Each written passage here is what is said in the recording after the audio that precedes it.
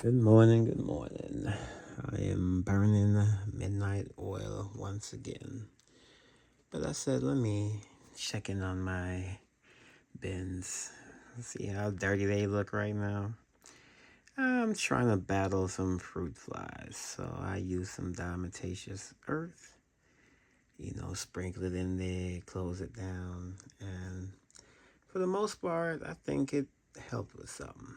Because right now, I don't see any. But I had left them a little treat. I had left them some watermelon.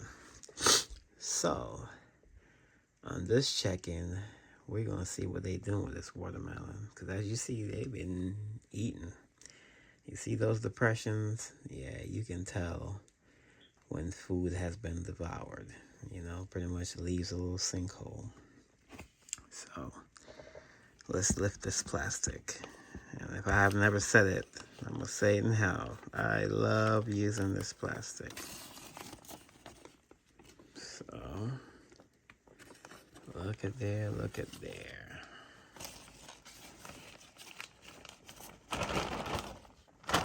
We definitely got some worm action. I always try to shake it off. See if I can get all the worms off.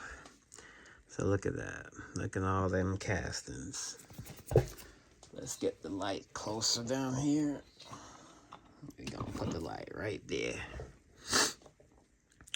So let's take a little look-see under the watermelon. Whoa. Look at the worm ball. This is how you know they really love watermelon. Because they are eating that thing. They pretty much congregate and come right up under there. So I do believe that whenever you're trying to bait worms, putting a piece of watermelon there is the best way to do it. You can really get them to come up and get their eat on. So this bin, I'm going to clean it up a little bit because I'm a bin snob, so I don't really like my bins looking like that. And this is my first time actually putting a whole piece of fruit there. But I had the watermelon, and I meant to put it in the freezer with the rest of the food. And I kind of forgot, so of course it had started to break down in the foil paper. I had completely forgotten about it, so when I realized what happened, I said, you know what? They about to have a little treat. And as you see, they definitely don't have a problem, chowing down on that. So I'm going to come in here, gather the castings out, feed them. And, I got some leftover bedding right here. I'm actually going to add a little extra bedding, to the area that I removed the castings from. I might even fluff this bin up a little bit. I don't think I've ever fluffed it up. Yeah, it's fairly damp right now, too. So, yeah, I might, fluff it up and add a little air to it. I doubt that it needs it because these are one of the bins that I only had put the holes in the front. So I have one hole there, and I know this is distracting there, but there's also a hole here. So it brings in a lot of airflow.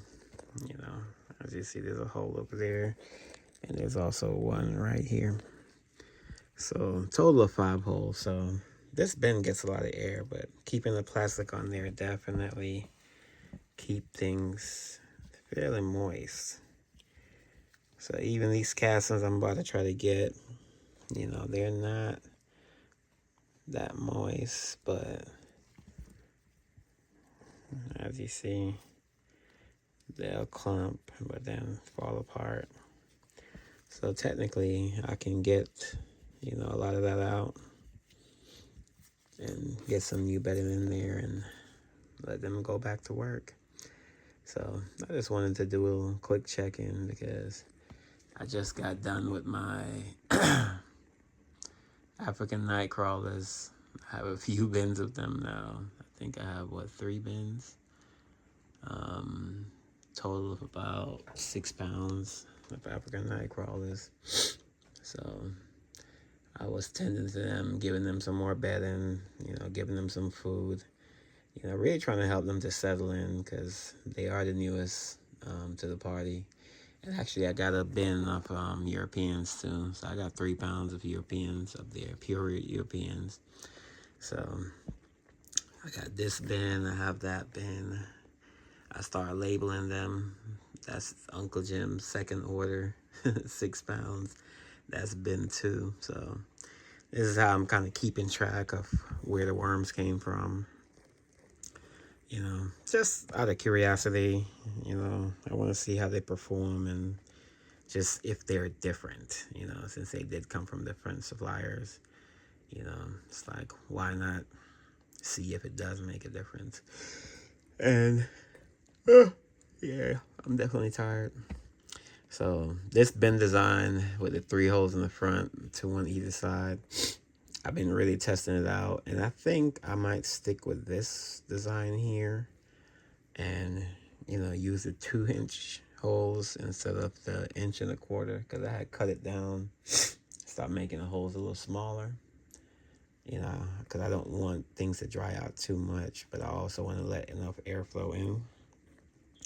So, I'll be experimenting and see what happens. So, like I said, just another quick check-in. And, I would run the video for a feed-in, but I don't think speed feedings are that exciting. And, they already have some watermelon in here, so I just might leave the watermelon in here and just add a little food to it and let it take its time and break down, because, the back of that watermelon look as green as ever, so it's going to take them a while to really break all that down, so I might want to put some food right next to it. So, until the next time, bye-bye.